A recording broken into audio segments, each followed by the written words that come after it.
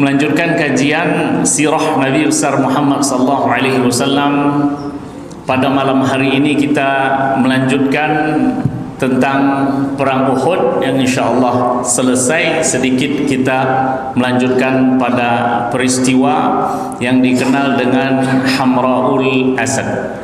Bapak Ibu yang dimuliakan Allah tabaraka wa taala, setelah perang Uhud, sahabat mulia ataupun sahabat-sahabat pilihan Rasulullah sallallahu alaihi wasallam, sahabat-sahabat yang mulia, syuhada berjumlah 70 orang.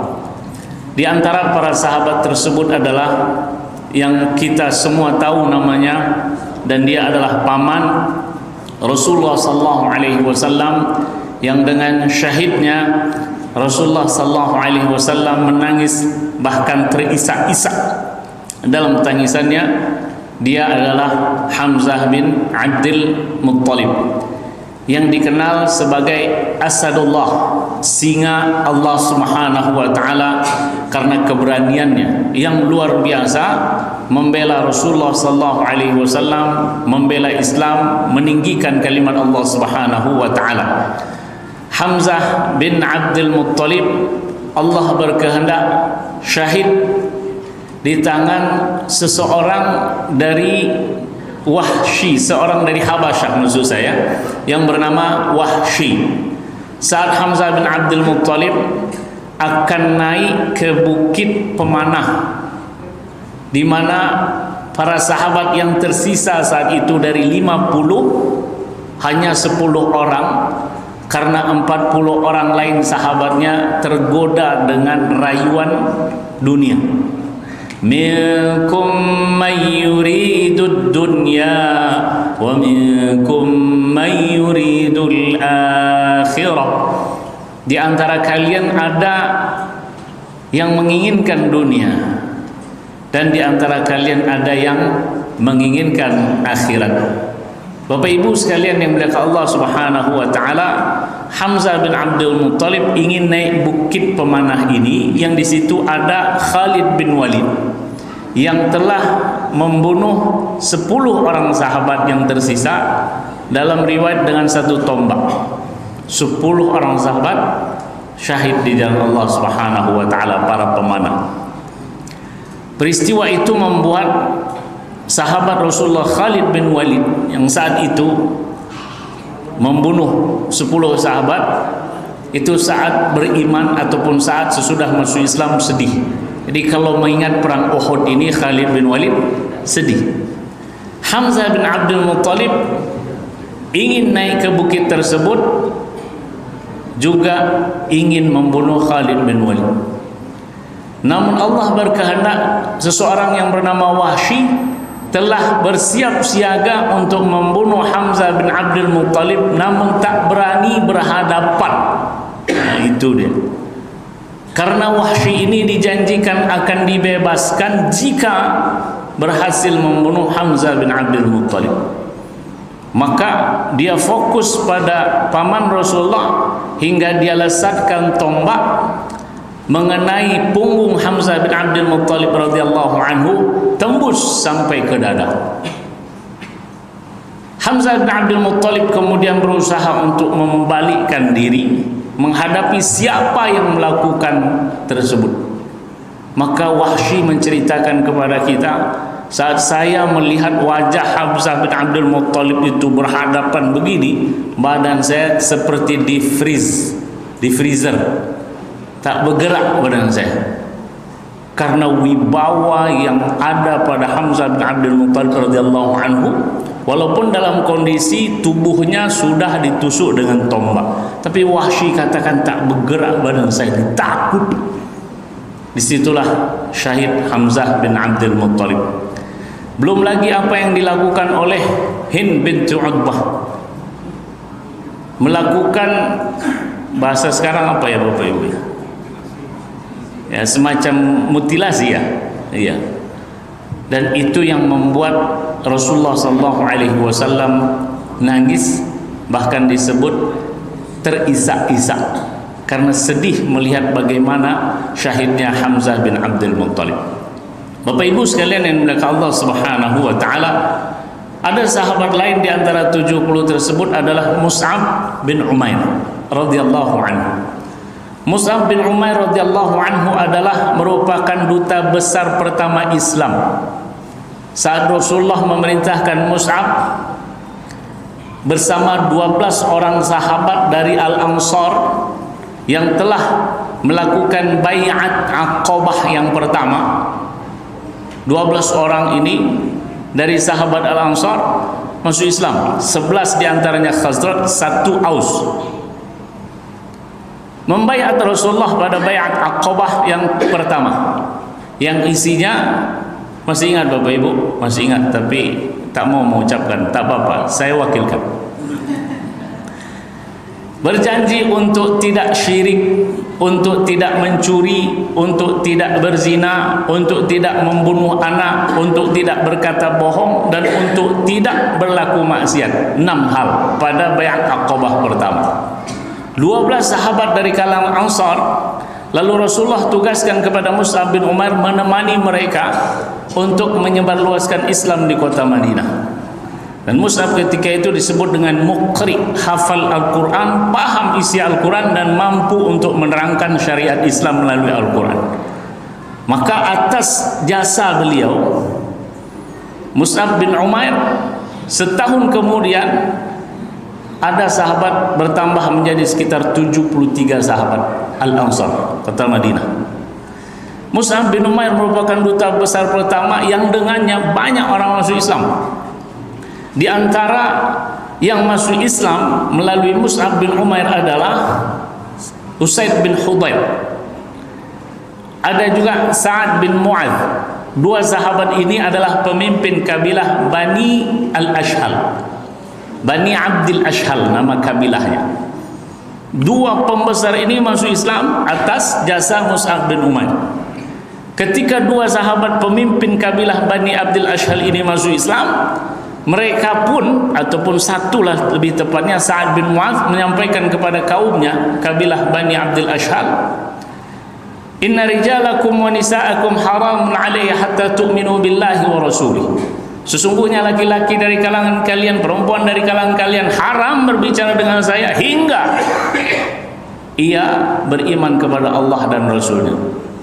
Mus'ab bin Umair mengajak 2 pembesar, lalu dari 2 pembesar ini 1 kabilah masuk Islam. Bapak Ibu sekalian dimuliakan Allah Subhanahu wa taala, Allah berkehendak Mus'ab bin Umair radhiyallahu anhu syahid pada perang Uhud, dan pembunuhnya bernama Ibnu Qami'ah. Saat Mus'ab bin Umair dibunuh oleh Ibnu Qami'ah pun berteriak, qutila ataupun qataltu Muhammadan, aku telah membunuh Nabi Muhammad. Karena dilihat ganteng Mus'ab ini, jadi ia pun berkesimpulan ini nampaknya Muhammad, lalu pun ia teriak, aku telah membunuh Muhammad sallallahu alaihi wasallam. Yang unik dari sahabat Mus'ab bin Umair ketika syahid ini adalah saat ia dikafani. Itu kisah yang luar biasa. Saat ditutup kepala, kaki kelihatan. Saat ditutup kaki, kepala kelihatan. Padahal Mus'ab bin Umair radhiyallahu anhu dulunya adalah sosok yang kaya, ganteng, klimis, harum, bahkan dipuji oleh Rasulullah sallallahu alaihi wasallam. Namun di akhir hidupnya, kain kafan saja tak cukup. Tutup kepala, kaki kelihatan, kaki ditutup, kepala kelihatan. Maka Rasulullah katakan tutup kepalanya dan kakinya tutup dengan semacam rumput idkhir namanya, untuk menutup kaki Mus'ab bin Umair. Bapak Ibu, Abdurrahman bin Auf yang diberi kemuliaan oleh Allah Subhanahu wa taala dengan kekayaan yang banyak, ya. Apapun yang dijualnya pasti laku, itu Abdurrahman bin Auf. Ya, bermula dari jual semacam mentega, dari situ kemudian Abdurrahman bin Auf kaya, dan Allah bentangkan dunia di hadapan Abdurrahman bin Auf. Jadi kalau mengingat Mus'ab bin Umair, Bapak Ibu, Abdurrahman bin Auf ini sampai tak bisa makan. Jadi suatu ketika akan berbuka, Saat sudah waktunya teringat dia dengan kondisi Mus'ab bin Umair yang ditutup kepalanya, kakinya kelihatan, ditutup kakinya, kepalanya kelihatan. Menangis Abdurrahman bin Auf. Lalu ia katakan, apakah Allah mensegerakan kepada saya dunia? Allah mensegerakan kepada saya harta di dunia ini dan saya tidak dapatkannya lagi di akhirat. Sementara Mus'ab bin Umair ditiadakan ataupun dikurangi baginya kekayaan dunia untuk kemudian ia dapat di akhirat. Itu Abdurrahman bin Auf. Jadi kekayaan yang dia punya itu khawatir, apakah Allah mensegerakan kekayaan ini untuk saya di dunia, sementara di akhirat sudah nggak ada lagi. Nah, kalau kita kan dapat kekayaan di dunia senang betul ya Bapak Ibu. Tapi sahabat Rasulullah yang menjadi teladan juga bagi kita, bagaimana melihat kekayaan itu adalah sebagai bentuk ujian. Bisa jadi Allah mensegerakan di dunia dan tidak mendapatkannya di akhirat. Ini yang berbicara sahabat Bapak Ibu, Abdurrahman bin Auf. Abdurrahman bin Auf ini kan salah satu sahabat yang dijamin masuk surga. 10 sahabat yang dijamin masuk surga namanya Abdurrahman bin Auf. Namun ketika melihat Mus'ab bin Umair dalam kondisi seperti itu saat dikafani, sedihnya luar biasa. Dan harta yang dia miliki begitu banyak, itu dia khawatirkan di akhirat tak dia dapatkan. Kan luar biasa Bapak Ibu ya. Seorang sahabat yang sudah dijamin masuk surga, karena Rasulullah sallallahu alaihi wasallam yang mengatakan inna Abdurrahmani fil jannah. Sesungguhnya Abdurrahman bin Auf, maksudnya inna Abdurrahman bin Auf fil jannah. Sesungguhnya Abdurrahman bin Auf di surga. Sahabat yang ketiga dikenal dengan Hanzalah. Rasulullah sallallahu alaihi wasallam menyebutnya ghasilul malaikah. Sosok sahabat yang dimandikan oleh malaikat. Ada di antara kita yang dimandikan oleh malaikat? Tidak ada. Dalam mimpi pun nggak kita temukan kita dimandikan malaikat. Ini ada sahabat namanya Hanzalah. Hanzalah ini dilihat Rasulullah dimandikan oleh malaikat di antara langit dan bumi. Apalah ceritanya? Dia syahid termasuk di perang Uhud. Ternyata Bapak Ibu, Hanzalah ini adalah pengantin baru malam pertama dia. Lalu mendengar seruan untuk perang Uhud, dia pun segera ikut perang Uhud, tak mandi junub. Iya, karena ingin segera menjawab seruan. Jadi tak sempat lagi untuk mandi. Ketika dalam perang Uhud dia syahid, Allah Subhanahu wa taala mengutus malaikat untuk memandikannya. Ternyata itu rahasianya Bapak Ibu. Mensegerakan seruan Rasulullah sallallahu alaihi wasallam walaupun malam itu adalah malam pertama bagi Hanzalah. Maka namanya pun kita tahu Hanzalah dan kisahnya juga kita bisa lihat bentuk Allah Subhanahu wa taala memuliakan sahabat Hanzalah. Dan banyak sahabat lagi yang merupakan syuhada pada perang Uhud ini. Kalau Bapak Ibu yang umrah ataupun haji, 70 nama itu diterakan ataupun ditampakkan di makam syuhada Uhud. Betul ya Bapak Ibu ya? Ada yang memoto tidak? Tidak ada. Atau tak ada yang melihat? Ada yang melihat. Ada sekitar 70 sahabat. Ada juga yang unik, namanya Amru bin Thabit bin Qais, lebih dikenal dengan Usairim. Kenapa saya menyampaikan kepada Bapak Ibu malam ini tentang para syuhada di perang Uhud? Karena hal-hal yang menarik dari kisah tersebut. Amru bin Thabit bin Qais yang lebih dikenal dengan Usairim adalah sahabat yang tak pernah sholat, tapi dia masuk surga. Macam mana itu Bapak Ibu? Tak pernah dia sholat, tak pernah dia puasa Ramadan, tapi dia masuk surga. Bisa seperti itu kita? Nah, saya ceritakanlah bagaimana Usairim yang syahid pada perang Uhud ini. Bahkan Abdurrahman bin Auf, Abu Hurairah maksud saya, pernah bertanya kepada para sahabat, siapa yang orang tak pernah sholat tapi dia masuk surga? Para sahabat pun mikir siapa, sebagaimana Bapak Ibu juga memikirkan. Tapi saya sudah sebut namanya tadi, Usairim. Apa yang dilakukan oleh Usairim? Usairim ini salah satu dari 70 sahabat yang syahid di jalan Allah Subhanahu wa taala. Kisahnya ketika dia mendatangi kabilahnya Bani Abdul Ashhal. Tadi saya sampaikan kepada Bapak Ibu, Sa'ad bin Mu'adz menyuruhkan kepada kabilahnya untuk masuk Islam. Semuanya masuk Islam, kecuali satu inilah, Usairim ini tak masuk Islam dia. Nah, saat perang Uhud tahun ketiga itu, dia datang ke kampung kabilahnya, tak ditemukan satu orang pun. Mana Sa'ad bin Mu'adz? Ke Uhud. Mana Usaid bin Hudayr? Ke Uhud. Mana yang lainnya? Ke Uhud. Awak seorang yang tinggal di situ. Maka dia pun dengan demikian tergugah hatinya untuk masuk Islam. Masuk Islam dia, asyhadu an la ilaha illallah wa asyhadu anna Muhammadar Rasulullah. Saya akan pergi ke medan perang Uhud. Kalau saya mati nanti, harta saya infakkan di jalan Allah Subhanahu wa taala. Pergilah dia perang. Berjumpa dengan sahabat Bani Abdul Ashhal. Kamu ngapain ke sini? Ngapain ke sini? Ini umat Islam aja yang boleh perang. Enggak, saya sudah masuk Islam. Ikutlah dalam kancah peperangan ini, sehingga Allah berkehendak dia salah satu yang syahid di dalam Allah Subhanahu wa taala. Itulah dia. Mau seperti itu. Tak solat, tapi langsung pergi ke Palestina. Asyhadu an la ilaha illallah, asyhadu anna Muhammadar Rasulullah. Langsung pergi ke Palestina. Perang itu. Syahid di dalam Allah Subhanahu wa taala. Rasulullah katakan, amalun qalilun wa ajrun kabir. Amal sedikit tapi pahalanya banyak. Itulah maka Abu Hurairah bertanya kepada para sahabat, siapa yang enggak sholat tapi dia masuk surga? Dialah Usair. Baru masuk Islam, ikut perang, syahid di jalan Allah Subhanahu wa taala. Dan para syuhada tidaklah mati, kan begitu ya Bapak Ibu ya. Bapak Ibu sekalian, melihat Allah Subhanahu wa taala, ada lagi sahabat dari Yahudi namanya Mukhairik. Mukhairik ini mengajak kaumnya untuk mengikuti Nabi besar Muhammad sallallahu alaihi wasallam. Namun kaumnya ini tak mau. Dia kemudian masuk Islam, lalu menginfakkan seluruh hartanya. Dan dia ikut perang Uhud, dia pun syahid di jalan Allah Subhanahu wa taala.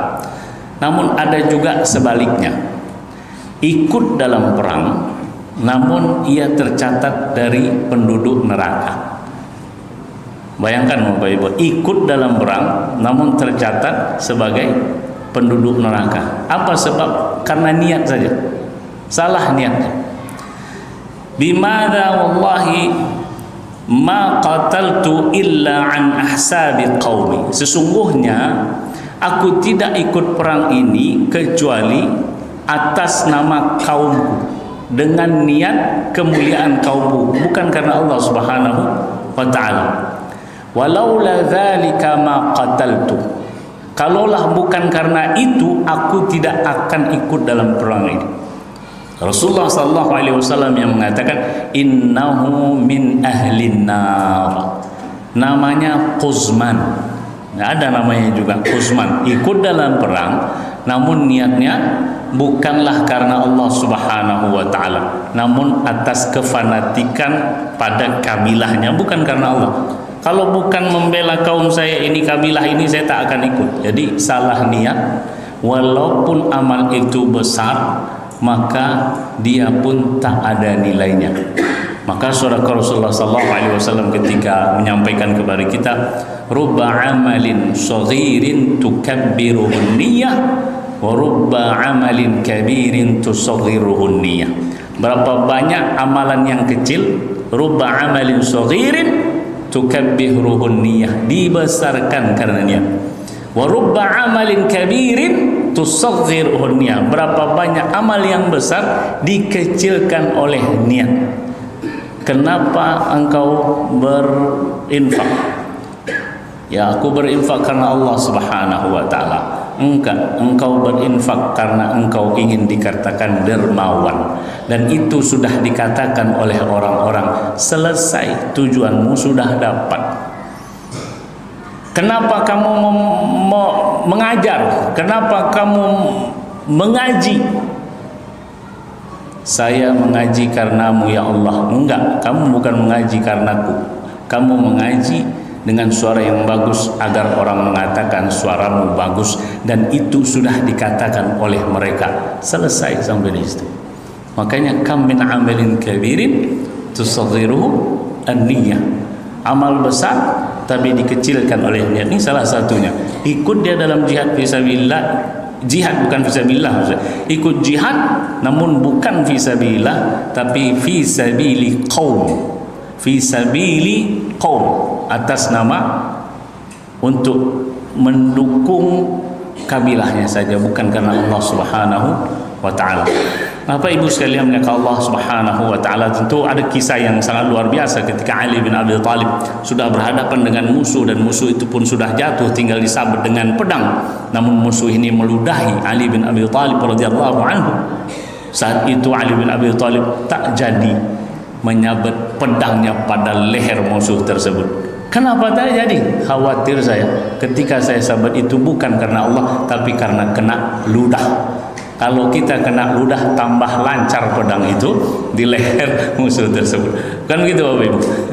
Bapak Ibu sekalian melihat Allah Subhanahu wa taala, setelah Rasulullah sallallahu alaihi wasallam mengetahui berapa sahabat yang dimuliakan Allah Subhanahu wa taala syahid, Rasulullah sallallahu alaihi wasallam di tanggal 16 pagi, perang Uhud di tanggal 15 Syawal, maksud saya 15 Syawal tahun ketiga. Tanggal 16 Syawal paginya Rasulullah sampaikan kepada para sahabat, sesungguhnya orang-orang yang mengikuti perang Uhud dia saja yang mengikuti saya untuk mengejar pasukan Abu Sufyan ke Hamra'ul Asad. Hanya orang-orang yang ikut perang Uhud saja. Datang orang munafik, kata Rasulullah, tidak.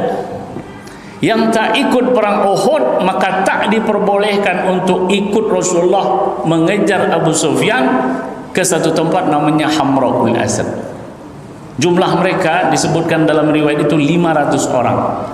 Kan semula perang Uhud berapa Bapak Ibu? 1000. Lalu 300 orang dari kalangan munafik mundur, sisa 700. Dalam peperangan itu yang ikut untuk kemudian menuju Hamra'ul Asad 500 orang. Subuh, setelah subuh Rasulullah sampaikan, mereka yang ikut perang Uhud saja yang berangkat menuju Hamra'ul Asad. Tahukah Bapak Ibu sekalian, yang 500 orang ini ada yang terluka, yang 500 orang ini ada yang masih dalam kondisi lemah, letih karena peperangan. Namun ketika Rasulullah SAW menyerukan hanya mereka yang perang Uhud, yang ikut perang Uhud, merekalah yang ikut mengikuti saya ke Hamra'ul Asad.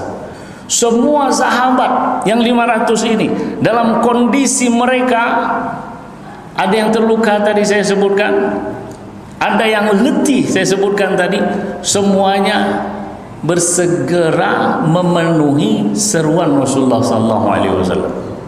Kalaulah kita bawakan sekarang pada masa kita ini, Pak, bukan perang ya, Allahu Akbar, Allahu Akbar, seruan untuk sholat, hujan deras, tak jadi masalah karena ingin bersegera memenuhi seruan azan. Ini kondisi masih lemah, kondisi terluka. Ada yang Masya Allah tetesan darahnya masih segar. Tapi ketika Rasulullah menyerukan ikut ke Hamra'ul Asad, semuanya tak ada satupun yang mengatakan nanti dulu ya Rasulullah, masih capek kami ini, pahamlah sedikit ya Rasulullah. Tak ada yang mengatakan demikian, karena ini adalah panggilan Rasulullah SAW dan mereka pun memenuhi, berangkat mereka. Namun ketika Rasulullah sampai di Hamra'ul Asad, Rasulullah perintahkan seluruh sahabat 500 orang itu untuk menyalakan obor. Ada seseorang bernama Ma'bad bin Abi Ma'bad Al-Khuza'i, masuk Islam dia, namun tak diketahui oleh Abu Sufyan. Ma'bad bin Abi Ma'bad Al-Khuza'i, salah satu yang masuk Islam tanpa diketahui oleh Abu Sufyan. Namun sebelumnya Rasulullah pernah memerintahkan kepada Ali bin Abi Thalib untuk melihat pasukan Abu Sufyan yang tak puas dengan perang Uhud ini. Disebut menang, Nabi Muhammad SAW masih hidup, ya. Disebut kalah juga tak jelas. Jadi antara menang dan kalah itu tak jelas. Maka Rasulullah memerintahkan Ali bin Abi Thalib, engkau lihat mereka. Jika pasukan Abu Sufyan ini menarik tali tunggangannya, berarti mereka akan balik ke kota Mekah. Namun jika engkau melihat mereka berada di atas tunggangan mereka, itu berarti mereka akan kembali menyerang kita. Maka Ali bin Abi Thalib, salah satu mata-mata Rasulullah SAW, intelijen lah, Rasulullah SAW melihat ternyata Abu Sufyan dan pasukan sudah memegang tali tunggangannya. Itu tanda mereka akan balik ke kota Mekah. Maka Ma'bad bin Abi Ma'bad yang sayang kepada Rasulullah SAW tidak tega melihat apa yang terjadi pada Rasulullah dan para sahabat. Dia masuk Islam, Bapak Ibu. Lalu dia katakan kepada Rasulullah, ya Rasulullah, laqad aslamtu, saya sudah masuk Islam. Apa yang bisa saya perbuat?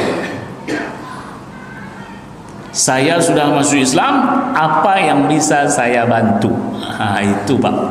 Kalau sahabat seperti itu baru masuk Islam, menyampaikan apa yang bisa saya bantu.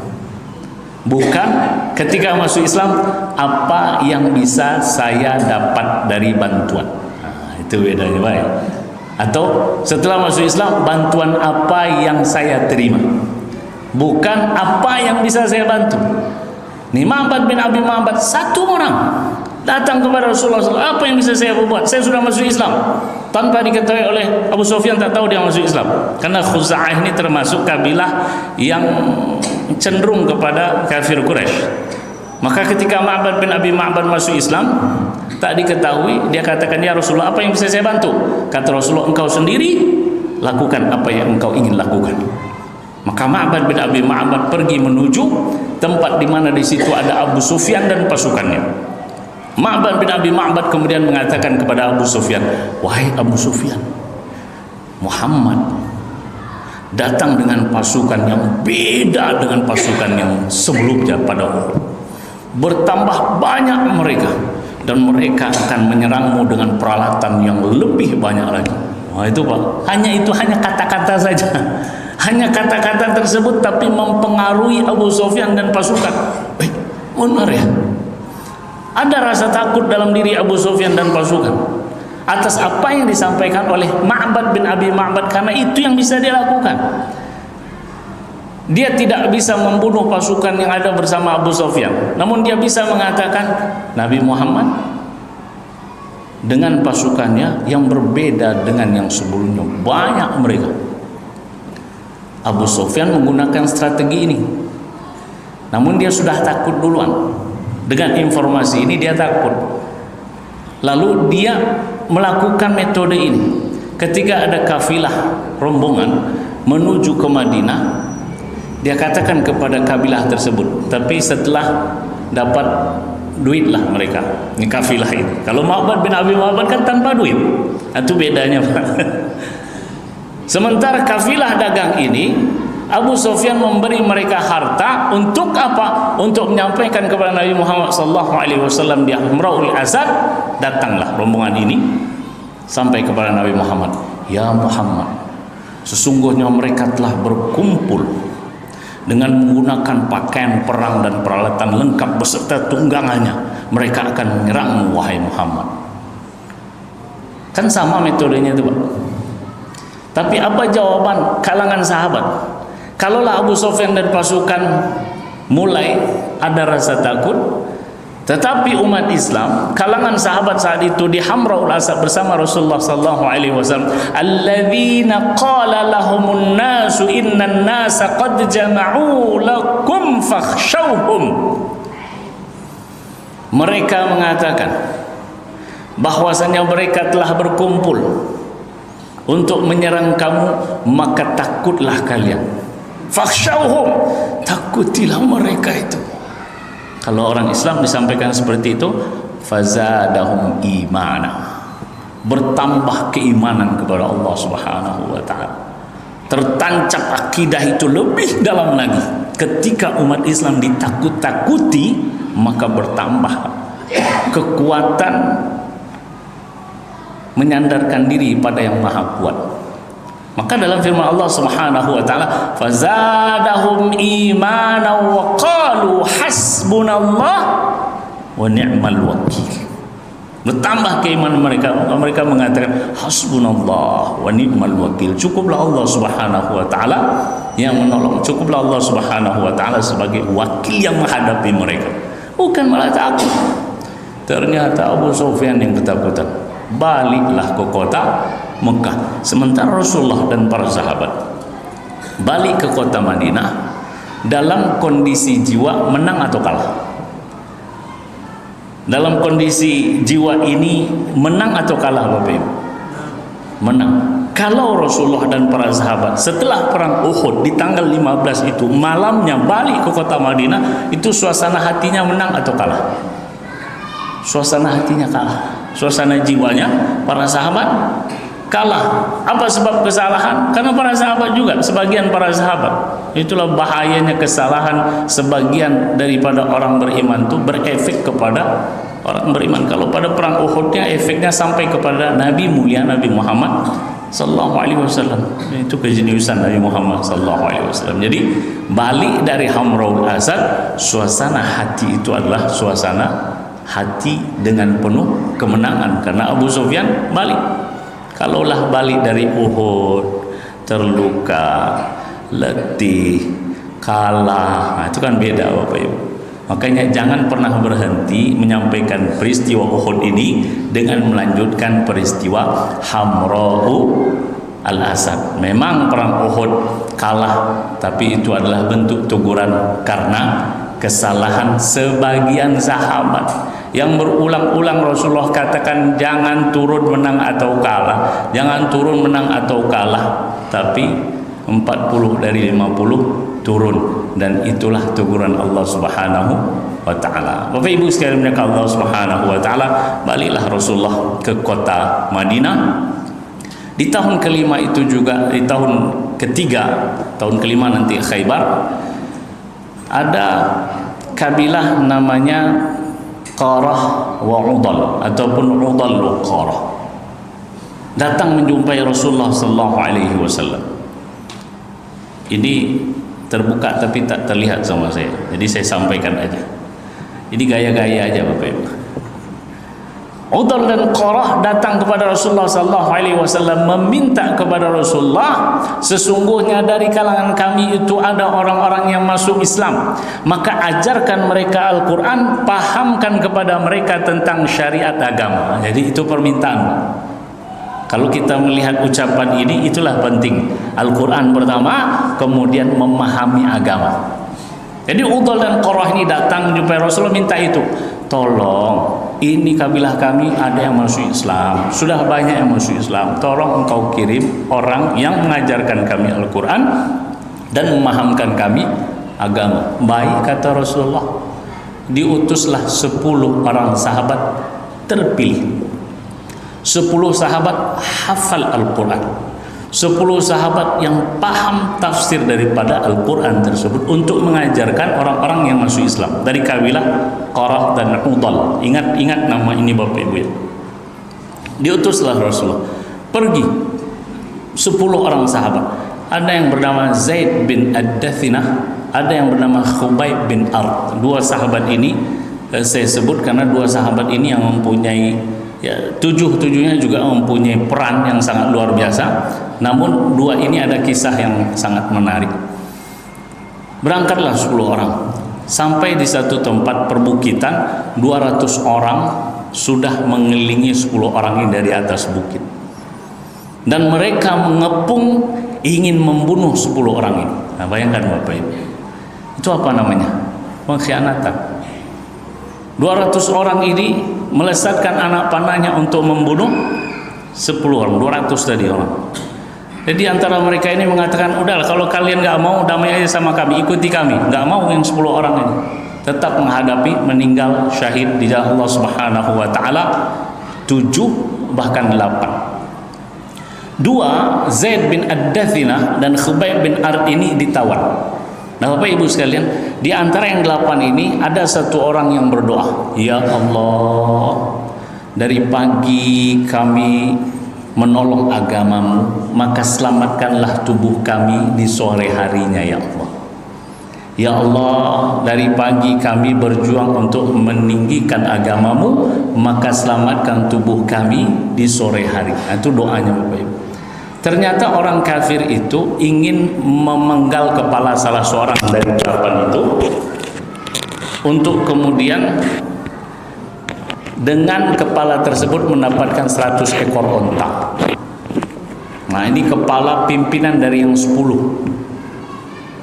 Dialah yang berdoa, sehingga Allah berkehendak ketika dia itu syahid, tubuhnya ini entah bagaimana pindah dari tempatnya, entah bagaimana, ini maksudnya adalah atas kehendak Allah Subhanahu wa taala, sehingga orang-orang kafir Quraisy tak mendapatkan jasadnya dan tidak berhasil memenggal kepalanya untuk mendapatkan 100 ekor onta.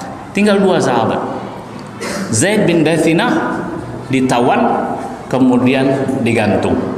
Tapi sebelum digantung, Abu Sufyan, maksud saya Sofwan bin Umayyah, salah seorang pembesar kafir Quraisy, itu Sofwan bin Umayyah, bapaknya Umayyah bin Khalaf mati pada perang Badar.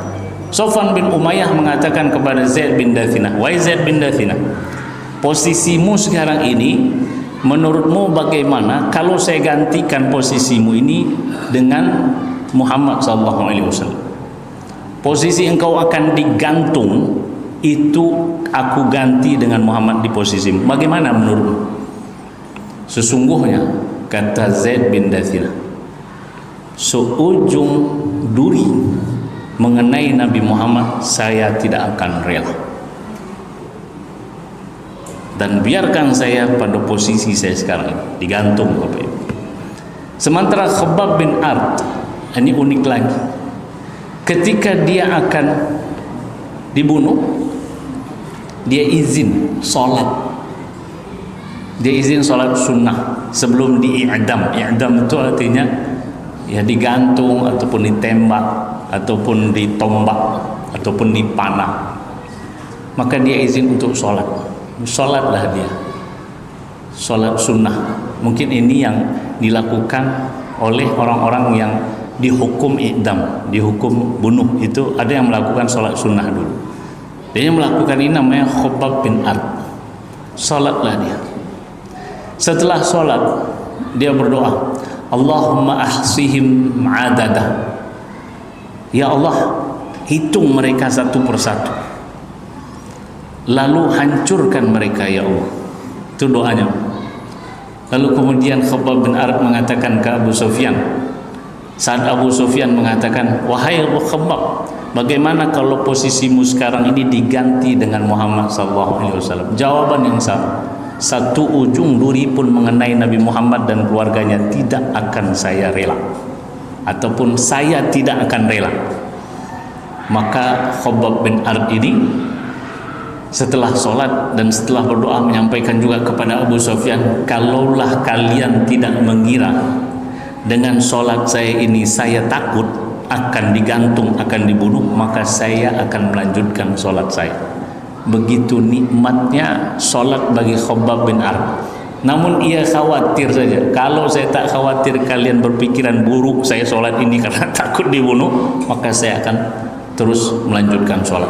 Bapak Ibu sekalian melihat Allah Subhanahu wa taala, Udal wa Qarah adalah salah satu dari orang-orang yang melakukan pengkhianatan terhadap Rasulullah. 10 sahabat pilihan Rasulullah, hafal Quran, paham Al-Quran, mampu mengajarkan Al-Quran dan agama, mereka semua dibunuh. Ini baru 10. Nanti ada lagi kisah pada satu peristiwa yang disebut dengan tragedi sumur Ma'unah. Kalau yang tadi 10 ini tragedi namanya Roji'.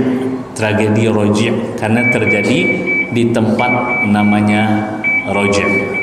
Demikian yang bisa saya sampaikan. Ini peristiwa yang terjadi setelah perang Uhud. Jadi setelah perang Uhud sampai dengan Khandaq ini banyak peristiwa. Panjang umur, sehat walafiat, kita akan lanjutkan di tahun ini, bulan depan maksud saya. Semoga Allah Subhanahu wa taala beri kita kesehatan. Semoga Allah Subhanahu wa taala beri kita taufik untuk melakukan amal baik dan terus menambah amal baik di tahun 2025 ini. Amin ya rabbal alamin. Atas perhatian Bapak Ibu sekalian, saya ucapkan terima kasih kepada Allah Subhanahu wa taala. Kita minta ampun dan saya juga mohon maaf jika ada kurangan dan kesalahan. Subhanakallahumma wa bihamdika asyhadu an la ilaha illa anta astaghfiruka wa atubu ilaik. Wassalamualaikum warahmatullahi wabarakatuh.